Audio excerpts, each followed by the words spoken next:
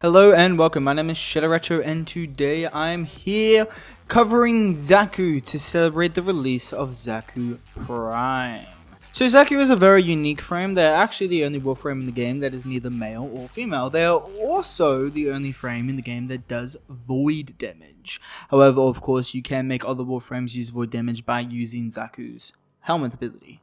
Xaku is also described as a combination of 3 different broken Warframes, so their health, shields, and energy stats, also armor stats, are all very odd and weird numbers compared to what is typical for most other Warframes. Most importantly, however, though, Xaku is easily one of the best Warframes in the entire game. And while the build I will show you in this video will work perfectly well on regular Xaku, I would highly encourage picking up Xaku Prime while you can. Xaku's passive gives them a 25% dodge chance for every attack. What this means is that every time Xaku gets hit with an enemy attack, there is a 25% chance that that enemy attack will not deal Xaku any damage or apply any status effects. In addition to this, Xaku will also have a passive 25% damage reduction on AoE attacks, which is area effect. Xaku's first ability is Xata's Whisper. Xata's Whisper acts as a damage buff for all of your melees, giving you for all of your weapons, giving you void damage on every single one of them. This also of course gives you allows your weapons to apply the void status effect, which works as a bullet attractor, kind of similar to the way Mag's second ability works. Neither Xata's Whisper nor any of Xaku's other abilities will weaken Eidolon or Ropopolis shields or reset Profiteer's damage adaptation. In addition to this, only one of Xaku's abilities, and Xata's will reset the damage adaptation of Sentience and Shadow Stalkers, and Xata's Whisper is not that ability. Void damage, which is a damage buff you get from Xata's Whisper, is a neutral damage type, meaning enemies are neither weak nor strong against it, with the exception of the Zeramin Thrax and Void Angels, which are weak to it. Additionally, Overguard is also weak to void damage, and neutral to all other damage types, making void damage very good to it. Now, this may have actually changed since the Jade update, but I am unaware of any changes, so as far as I know, that Overguard is still weak to void damage. Xata's Whisper is a bit of an interesting damage buff, as it doesn't actually buff the weapon's damage directly. The way it works is it creates a second damage instance that scales off power strength and your weapon's mods. This means that when your weapon deals damage to an enemy, a second instance of damage will occur that does entirely void damage. This essentially means it will double your multi-shot, and even give melee weapons multi-shot. It scales off base damage mods, critical damage multipliers, elemental damage, and faction damage. It will also double dip with both faction damage and weak spot multipliers. If you don't know what double dipping means, it refers to when a damage buff, like faction mods, apply twice. In the case of Xata's Whisper, the way it works is that it will apply once to the actual original damage instance, which Xata's Whisper scales off. Meaning, the more damage the actual weapon does, the more damage Xata's Whisper does. Then, when the damage Xata's Whisper does is calculated, the faction damage buff will be applied a second time directly to the damage calculation for Xata's Whisper, meaning Xata's Whisper is being affected by it twice. Once through the original damage shot, and then a second time directly when it figures out its own damage as well. Xata's Whisper is Xaku's helmet ability, meaning you can use it to give any Warframe a void damage buff for their weapons. It is also the best raw damage buff helmet in the entire game. It is better than both raw and eclipse because of the way it scales with strength, your weapon mods, and multi-shot. However, it is not good for damage over time setups. Both eclipse and raw are both better than it for damage over time setups, raw obviously being the best one for damage over time setups. If you want a helmet on Raw or Eclipse onto Xaku, you must replace Xata's Whisper. The game will not let you replace any other ability. Likewise, if you want to put Xata's Whisper on either Rhino, Mirage, or Chroma, you can only put it on over Raw, Eclipse, or Vex Armor, respectively. Essentially, the game just stops you from putting on 2 damage buffs on a single Warframe. This logic doesn't apply to Saren for some reason, but Tay. Xaku's second ability is Grasp of Lock. Xaku will disarm up to 6 enemies within 15 meters. For every enemy disarmed, Xaku will create a void replica of their stolen weapon that will float next to them. The void replicas will automatically target and shoot enemies within 8 meters with a fire rate of 1.2. The amount of enemies you can disarm, the disarm range, and the attack range is affected by ability range, meaning with more ability range you will get more guns.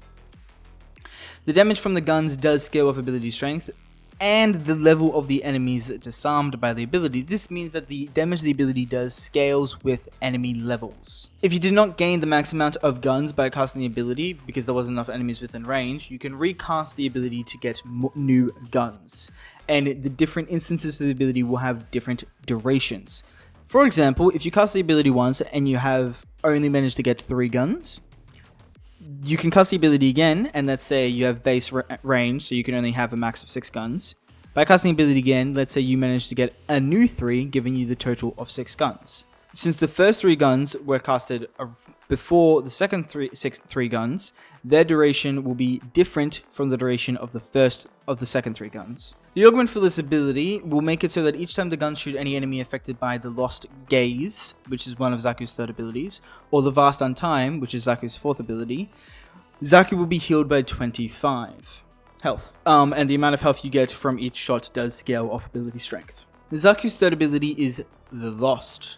Xaku actually has 3 third abilities, these being Accuse, Gaze, and Deny. Tapping the ability will cycle between which sub-ability you currently have activated, and hold casting the ability will activate that selected ability. Accuse will create an 11 meter radius centered on Xaku's aiming reticle. Up to 8 enemies within this aura will be affected by a void fissure, which will convert them to friendlies for you and your teammates. They will then, of course, attack other enemy units and will no longer attack you.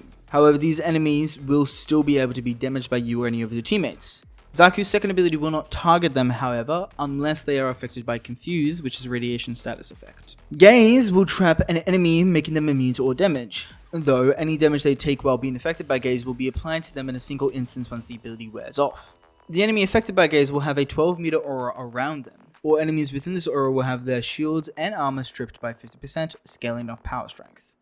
This strip is not permanent, and if the enemies leave the radius, they will gain their defenses back. And you can have up to 2 instances of the Gaze active at once. If you activate Gaze a third time, whichever is the older instance of Gaze will be replaced. Deny will have Xaku fire out a beam of void energy from their chest in a direction they are aiming.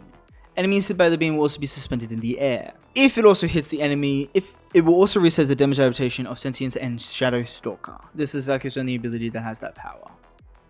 The augment for this ability will make it so that the Lost will gain an additional 35% ability strength and 50% ability efficiency each time you cast the ability, stacking up to a total of 3 times. Casting the same sub-ability back to back will reset the buff, meaning if you cast Gaze and then you cast Gaze the second time, the buff will be reset. The augment will also make it so that when you activate the ability, that which sub-ability is selected will automatically cycle over to the next one. This won't happen normally, it will only happen if you have the augment. And you can still not normally cycle between the abilities if you so wish by tap casting the ability. Xaku's fourth ability is Vast Untime. Xaku will explode with void energy, stripping their outer armor.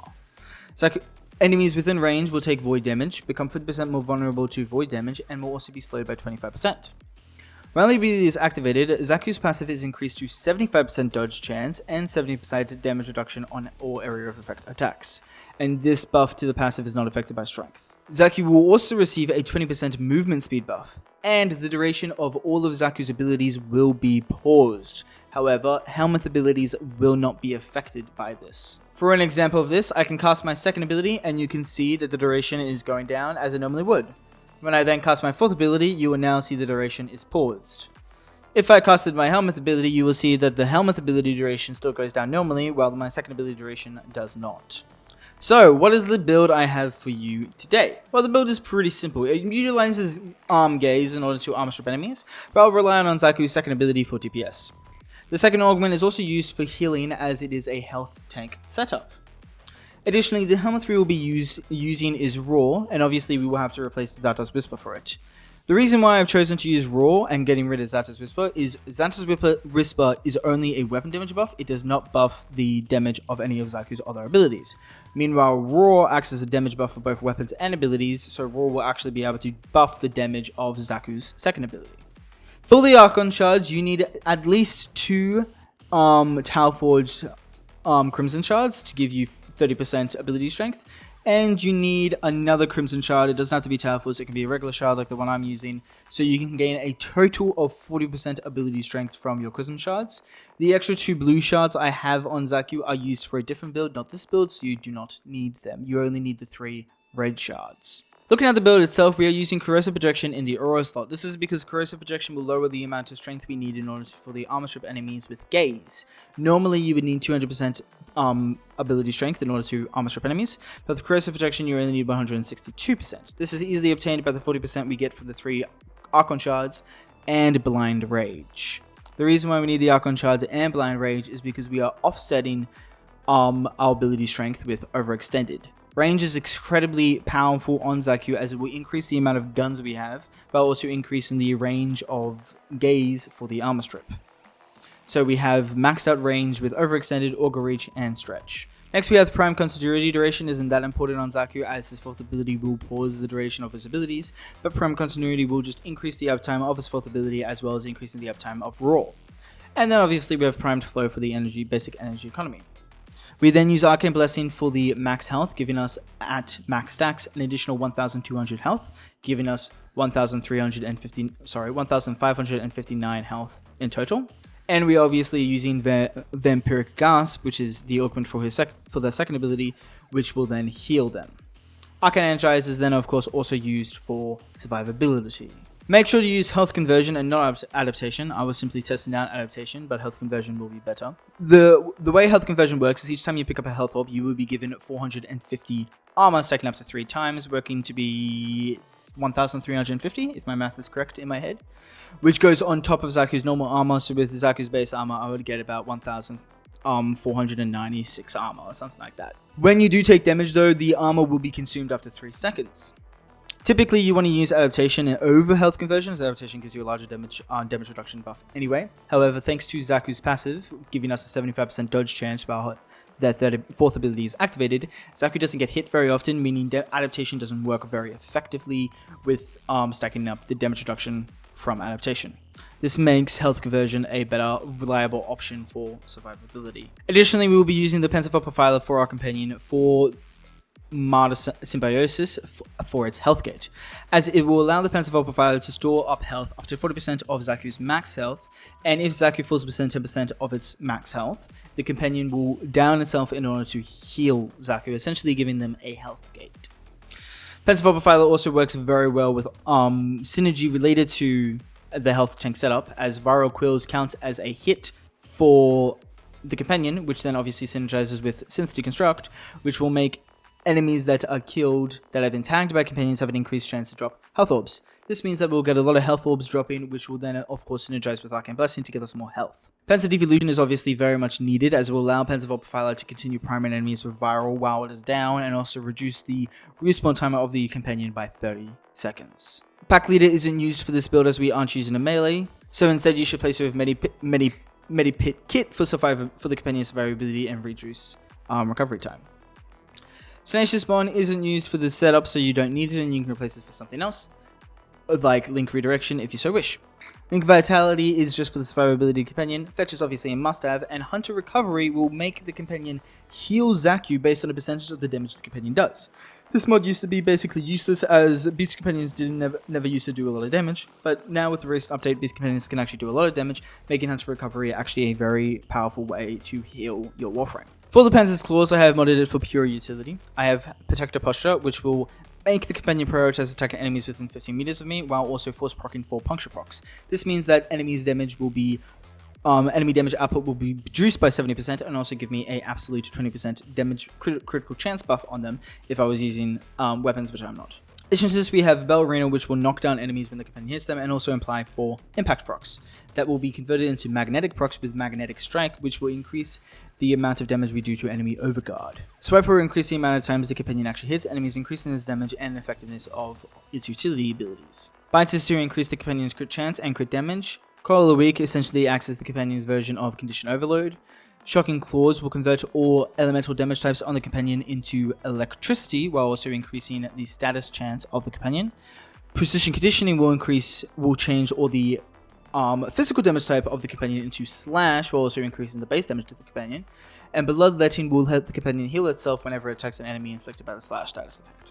Lastly, I have paired this build with a Viral Primer. It isn't entirely needed, but it will increase the DPS of the build, so I would probably recommend using it just in case you go up against some tougher enemies.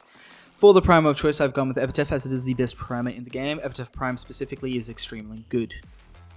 The reason why Epitaph Prime is so good is because it forces proxy coil, which is not only a fantastic crowd control tool, but also gives you a damage buff with an absolute critical damage buff. Amalgam Barrel Diffusion acts as utility, giving us dodge speed and also multi-shot. Lethal Torrent will give us more multi-shot and fire rate, while Accelerated Isotaps will give us radiation and fire rate. Radiation is also a very good status effect for crowd control, as it will make enemies shoot each other with friendly fire.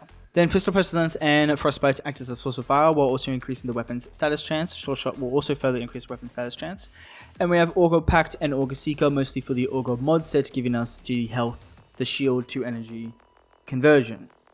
Augur Seeker, however, is useful for the priming setup, as it will increase the duration of the status effects. Secondary and Cupboard is very good, as it will give us a chance to apply a random status effect on enemies each time we hit an enemy with them, or inflict a status effect on them. For additional utility weapons, you can run whatever primary you want. I would just recommend putting Amalgam Serration on it for the increased sprint speed.